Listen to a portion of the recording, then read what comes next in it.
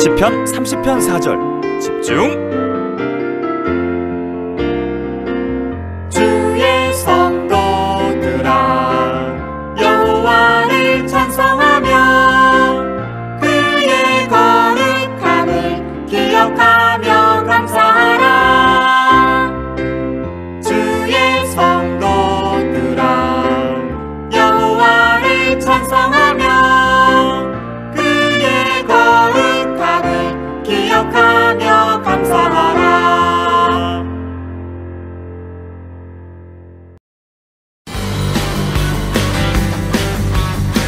주 날 구원했으니 주 날 구원했으니 멈지 잠잠하리. 기쁨의 찬송 드리니. 아멘. 주 내 제사 했으니 어찌 잠잠하리. 어찌 잠잠하리. 기쁨의 경배 드리니. 주를 향한 나의 사랑 멈출 수 없네. 멈출 수 없네. 주를 향한 나의 열정. 주를 향한 나의 열정. 멈출 수 없습니다. 멈출 수 없네. 멈출 수 없네. 나 기쁨에 춤추리. 내 모든 슬픔 바꾸셨네. 나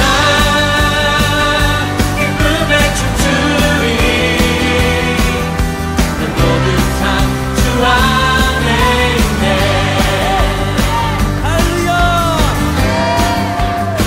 날 구원했으니 어찌 잠잠하리. 어찌 잠잠하리. 기쁨의 찬송 드리니. 주내 제사했으니 주내 제사했으니 어찌 잠잠하리. 기쁨의 경배 드리니. 주를 향한 나의 사랑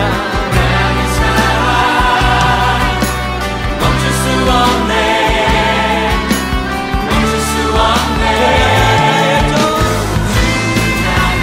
나의 열정. 멈출 수 없습니다. 멈출 수 없네. 멈출 수 없네. 나 기쁨에 춤추리. 내 모든 슬픔 바꾸셨네.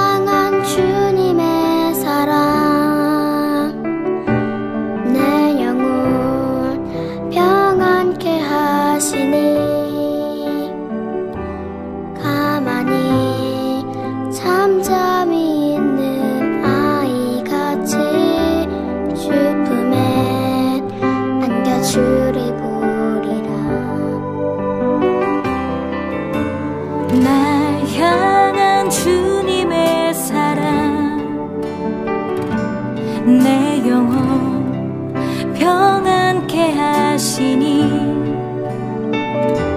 가만히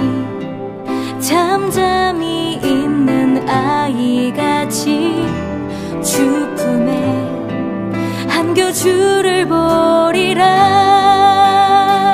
거친 파도 날 애워싸도 험한 바다 나를 삼키려 해도 두려움과 무서움이 나를 덮어도 나를 품으시는 주의 사랑 난 믿네. 거친 파도 날 애워싸도 험한 바다 나를 삼키려 해도 두려움과 무서움이 나를 덮어도 나를 품으시는 주의 사랑 내 영혼 평안해.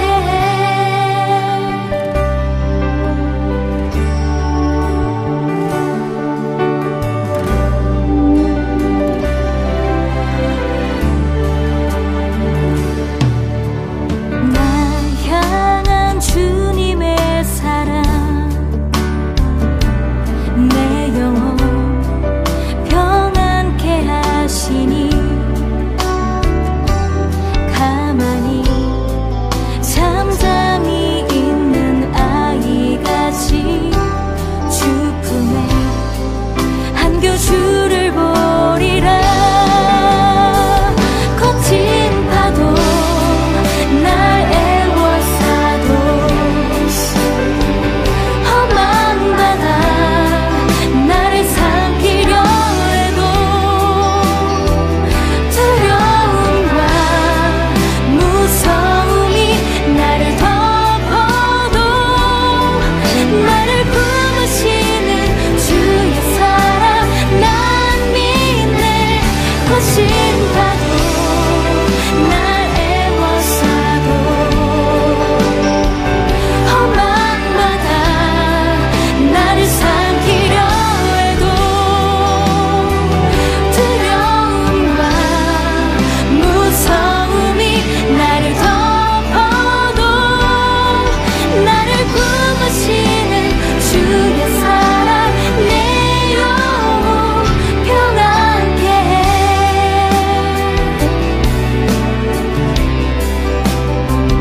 평안케 해.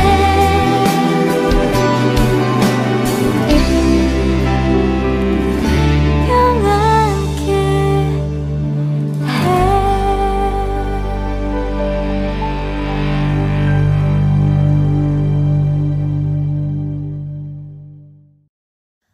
하나님 아버지 감사합니다. 코로나19 때문에 사람들도 고통받고 있습니다. 하나님 코로나를 없애주세요. 그래서 교회도 가고 학교도 갈 수 있게 도와주세요. 우리가 집에서 큐티와 기도도 많이 할 수 있게 해주세요. 오늘 목사님 말씀도 귀에 쏙쏙 들어오게 성령님을 보내주세요. 예수님의 이름으로 기도드립니다. 아멘. 샬롬. 우리 유소년부 친구들 지난주에도 하나님 말씀 안에서 잘 살았나요? 우리 지난 시간에 배웠던 말씀 혹시 기억하고 있나요? 그래요. 우리 룻기의 이야기를 살펴보았죠. 우리 그전까지 13명의 사사의 시대를 살펴보다가 이제 그들이 믿음으로 실패하고 사무엘 시대로 넘어가기 그 사이에 룻이라는 믿음의 여인을 만나 보았었어요. 그녀는 비록 이방 여인이었지만 그 어떤 사사들보다 훌륭한 믿음을 통해서 보아스라는 그 남편을 만나서 오벳이라는 자녀를 낳게 되죠. 여러분, 이 오벳을 통해서 나중에 누가 탄생하게 되는지 혹시 기억나시나요? 그래요. 바로 다윗 왕이에요. 다윗이 이제 오벳을 통해서 자녀가 됨으로써 하나님의 왕국을 건설하게 되는 그 기초를 놓는 것을 보게 되어요. 오늘 그 내용에 이어서 우리 사무엘 시대로 들어갈 거예요. 오늘부터 우리가 함께 살펴볼 이 사무엘의 시대는 왕정시대예요. 왕정시대란 말 그대로 왕이 나라를 다스리는 그 시대를 뜻해요. 여러분들 첫 번째 왕인 이 사울과 그리고 두 번째 왕인 이제 다윗의 이야기를 살펴볼 거예요. 그래서 앞서 이 룻을 통해서 탄생되었던 이 다윗 왕이 어떻게 기름을 부어서 이제 왕이 되는지 우리가 사무엘을 통해서 먼저 살펴보도록 할 거예요. 사무엘은 우리 마지막 14번째 사사이자 그리고 선지자의 역할을 하는 사람이에요. 즉, 이 사사시대와 왕정시대를 이 다리를 놓는 연결점의 역할을 한다라는 사람이죠. 너무나 중요한 사람인데 이 사무엘의 이야기를 우리가 한번 같이 말씀으로 살펴보도록 할게요. 우리 말씀 속으로 한번 들어가 볼까요? 오늘 우리에게 주어진 말씀은 사무엘상 2장 35절 말씀이에요. 우리 친구들 성경책 펴고 같이 한 목소리로 읽어보도록 할게요. 시작. 내가 나를 위하여 충실한 제사장을 일으키리니 그 사람은 내 마음 내 뜻대로 행할 것이라.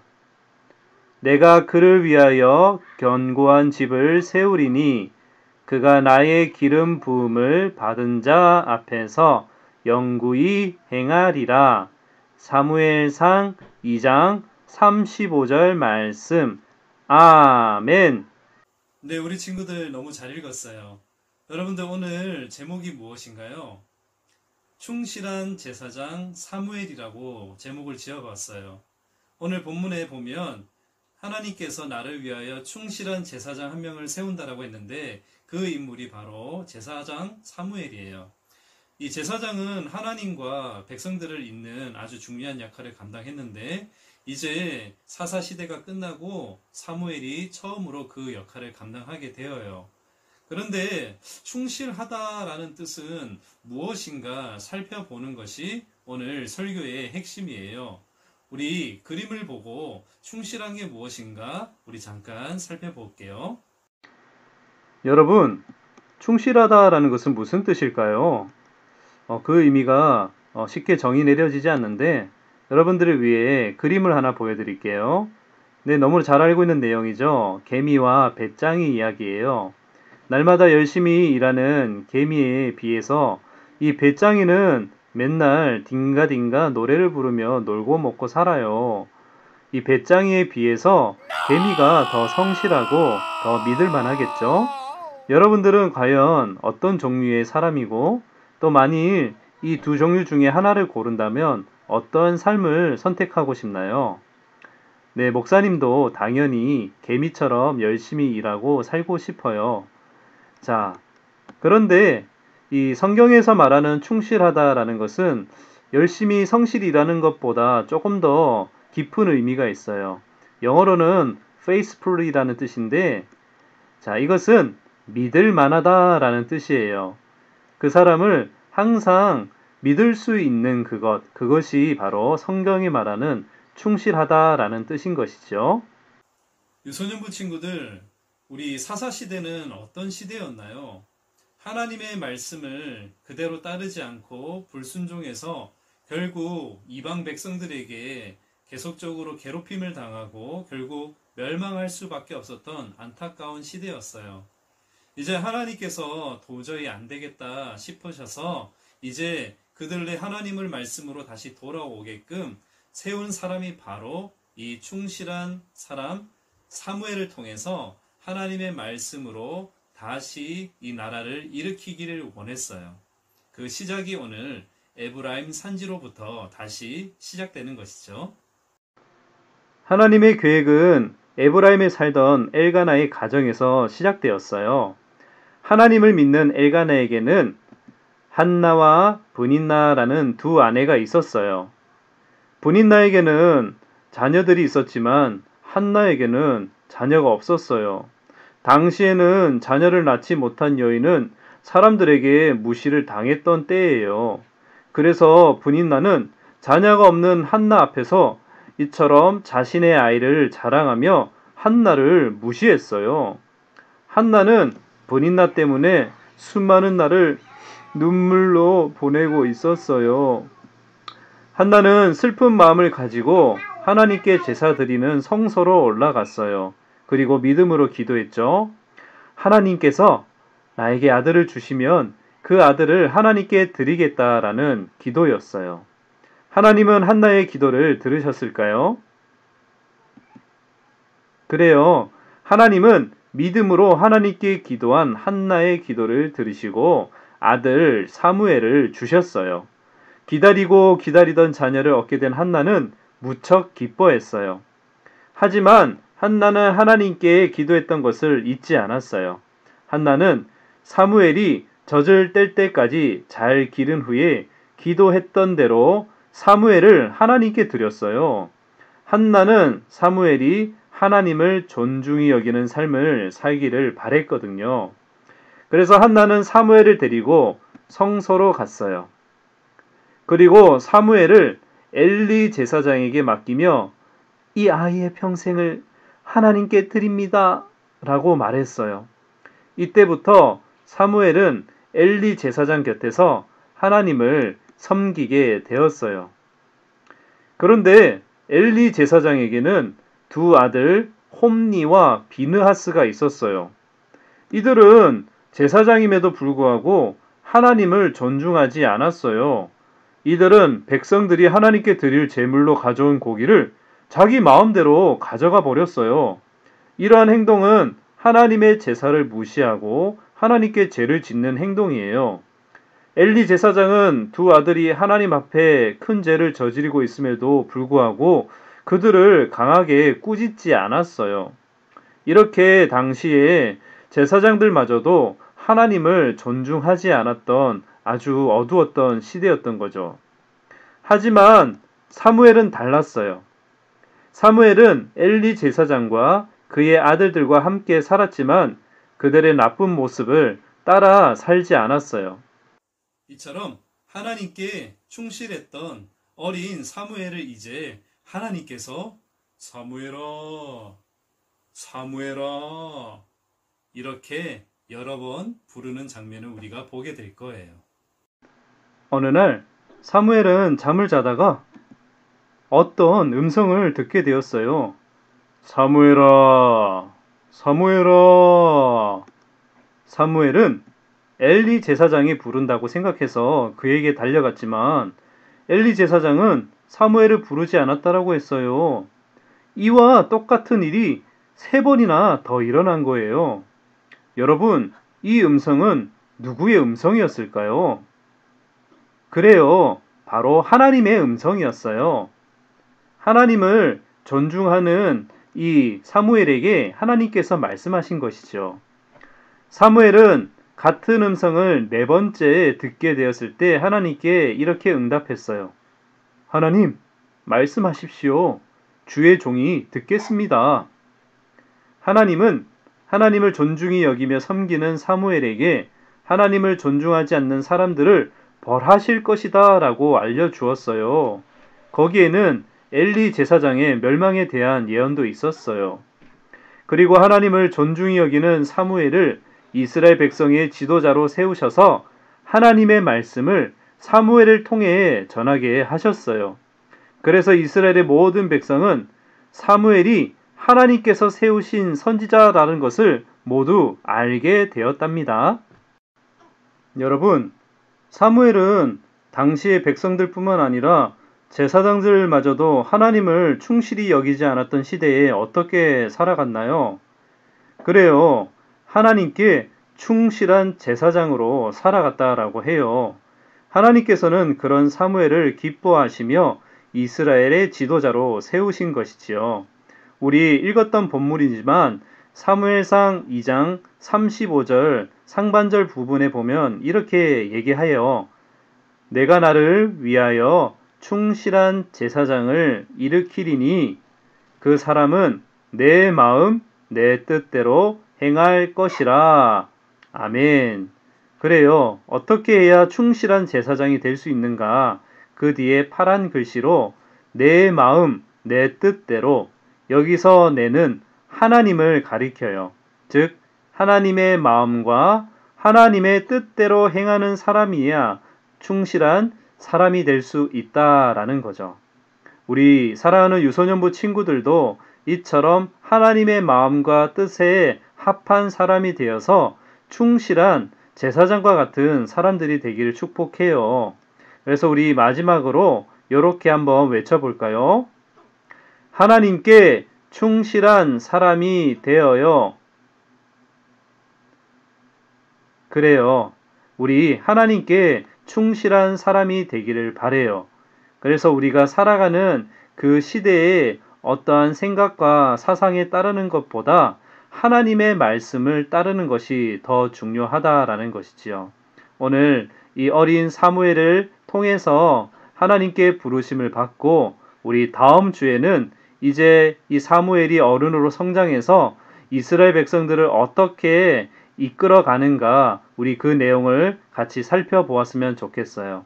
우리 친구들 한 주간도 하나님께 충실한 삶을 살아가는 귀한 우리 유소년부 친구들이 되기를 예수님의 이름으로 축복합니다. 아멘. 우리 친구들 손 모으고 같이 기도할게요. 사랑의 하나님 아버지 감사합니다. 오늘 드디어 암흑의 시대였던 사사시대를 끝내고 하나님의 빛을 비추게 되는 사무엘을 부르는 장면을 우리가 살펴보았습니다. 이 어린 사무엘이 당시 제사장이었던 엘리와 또 그의 아들들과 같이 똑같이 행동하지 아니하고 하나님 말씀에 청종하여 구별되어 살아가는 그 모습을 보았습니다. 성경은 이것을 충실한 제사장이라고 부르고 있는 것처럼 정말 하나님의 마음과 하나님의 뜻에 합합한 그러한 사무엘과 같이 오늘 이 말씀을 들은 우리 유소년부 친구들도 하나님의 마음과 뜻에 합하는 충실한 제사장과 같은 그 역할을 감당해내는 이 시대의 사명자들 될 수 있도록 붙들어 주시옵소서. 예수님의 이름으로 감사하며 기도드립니다. 아멘.